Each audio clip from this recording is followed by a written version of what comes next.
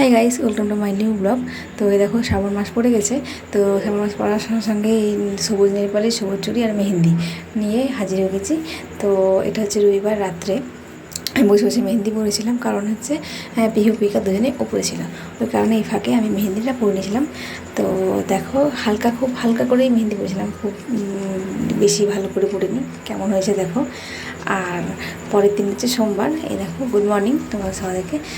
তো ওইখানে আমি আমি উপোস করি, শ্রাবণ মাসের সোমবার করি, ওই কারণে স্নান করে রেডি গেছি। তো উপোস এই বছর করিনি, কারণ হচ্ছে যে আমার যেহেতু কিছুদিন হলো অপারেশন হওয়া, তো সবাই বাড়িতে বকাবকি করছিল যে করতে হবে না উপোস। তো আমি শিবের মাথায় জল ঢেলেই শুধু ভাত খাইনি, অন্নটা খাইনি, আর রুটি সুজি এইসবই খেয়েছিলাম। তো এই দেখো, আমার পুজো প্রায় শেষের দিকেই, বই পড়ছিলাম। তো পুজো করা হয়ে গেল, তারপরেই আমি ধূপ দেখিয়ে দিলাম শিব ঠাকুরকে, ভোলে বাবাকে। তারপরে এই দেখো, তোমাদের দাদাভাইও এখানে জল ঢালছে শিব ঠাকুরকে।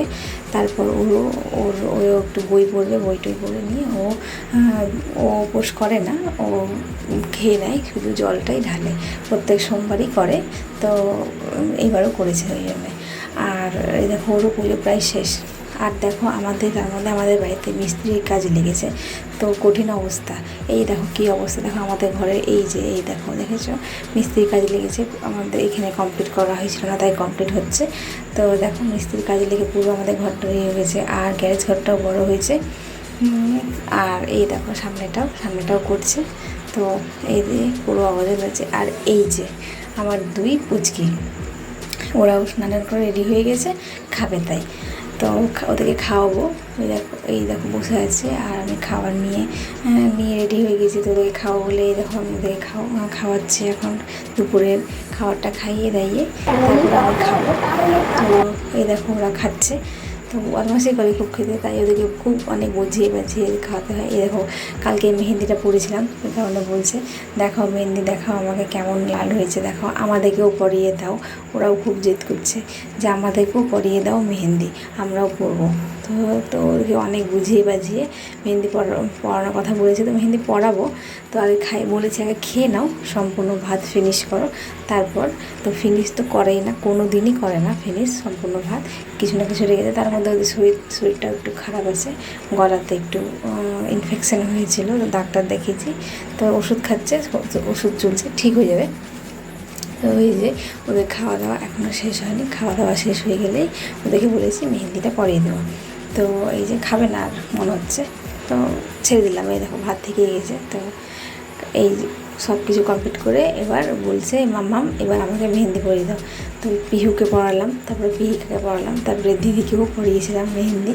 তো পিহুর হয়ে গেছে, এই পিহিকা পড়ছে, পিহিকা পড়া হয়ে গেছে। আবার পিহু বলছে আমাকে উল্টো দিকেও পরিয়ে দাও।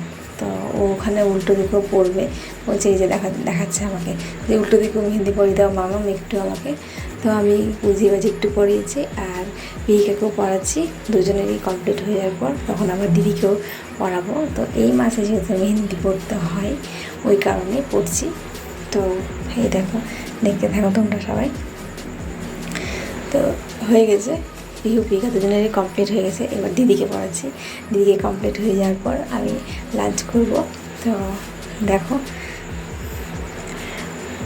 এই দেখো ওরাও খুব হ্যাপি। এই দেখো মেহেন্দি পরে দেখো কত সুন্দর লাগছে হাতটা। তো মেহেন্দি পরা কমপ্লিট, এবার আমি লাঞ্চ করব। লাঞ্চ করা হয়ে যাবে, এই যে রুটি সবজি আর মিষ্টি। তো এখনকার মতো বাই, পরে দেখা হবে নেক্সট ব্লগে।